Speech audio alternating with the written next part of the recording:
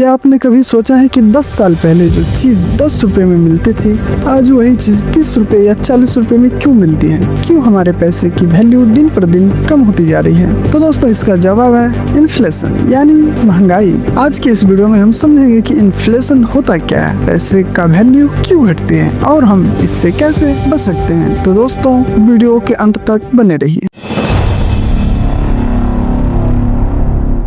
सबसे पहले हम बात करते हैं कि इन्फ्लेशन होता क्या है। इन्फ्लेशन का मतलब होता है चीजों के दाम बढ़ना और पैसों की खरीदने की ताकत कम होना। मान लीजिए आपके पास 100 रुपए हैं। अगर आज 100 रुपए में आपको 10 किलो गेहूं मिल जाता है, लेकिन अगले साल उन्हीं 100 रुपए में सिर्फ 9 किलो गेहूं मिलेगा, तो इसका मतलब है कि पैसे की वैल्यू कम हो गई है। यानी आज के 100 रुपए आने वाले साल में 90 रुपए के बराबर हो जाएंगे। सरल शब्दों में कहे तो इन्फ्लेशन का मतलब समय के साथ पैसों की ताकत कमजोर होना। अब हम बात करते हैं कि पैसे की वैल्यू क्यों घटती है। पैसों की वैल्यू घटने के पीछे कई कारण होते हैं। सबसे पहले हम बात करते हैं कि सप्लाई और डिमांड।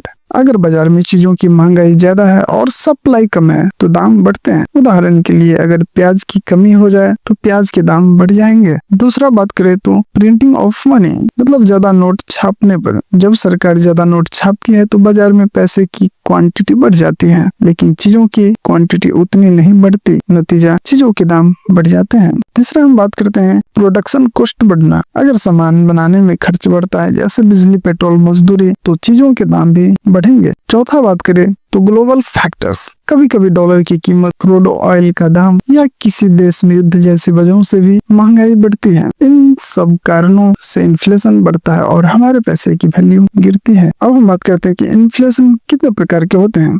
तो दोस्तों, इन्फ्लेशन कई तरह का होता है। तो हम कुछ मुख्य इन्फ्लेशन के बारे में बात करते हैं। पहला है डिमांडफुल इन्फ्लेशन, जब लोगों के पास ज्यादा पैसा हो और वे ज्यादा चीजें खरीदना चाहे। दूसरा होता है कॉस्ट पुश इन्फ्लेशन, जब चीजें बनाने की लागत बढ़ जाए। और तीसरा होता है बिल्ट इन इन्फ्लेशन, जब मजदूरी बढ़ती है तो प्रोडक्ट के दाम भी बढ़ते हैं। और चौथा है हाइपर इन्फ्लेशन, जब चीजों के दाम अचानक बहुत ज्यादा बढ़ जाए। यानी इन्फ्लेशन हमेशा एक ही वजह से नहीं होता। और हम जानते हैं कि इन्फ्लेशन का असर हमारी जिंदगी पर कैसे पड़ता है। इन्फ्लेशन का सबसे बड़ा असर हमारे सेविंग्स और इन्वेस्टमेंट पर पड़ता है। मान लीजिए आपने 10 साल पहले बैंक में 1 लाख रुपए फिक्स डिपॉजिट किया था। आज वो पैसा आपको 1.5 लाख मिलेगा, लेकिन अगर महंगाई की दर सालाना 6% है तो उस 1.5 लाख रुपए की वैल्यू आज सिर्फ 80,000 रुपए के बराबर होगी। यानी नॉमिनली पैसा बढ़ा है, लेकिन रियल वैल्यू घट गई है। यही इन्फ्लेशन का सबसे बड़ा खतरा है। तो हम बात करते हैं कि इन्फ्लेशन से कैसे बचा जा सकता है। तो इन्फ्लेशन से बचने का सबसे अच्छा तरीका है इन्वेस्ट करना। सिर्फ पैसा बैंक में रखने से इन्फ्लेशन आपके पैसे को खा जाएगा। आपको ऐसे एसेट्स में निवेश करना चाहिए जो इन्फ्लेशन से तेजी से ग्रो करें, जैसे mutual fund, stock market, real estate, gold. SIP शुरू करें,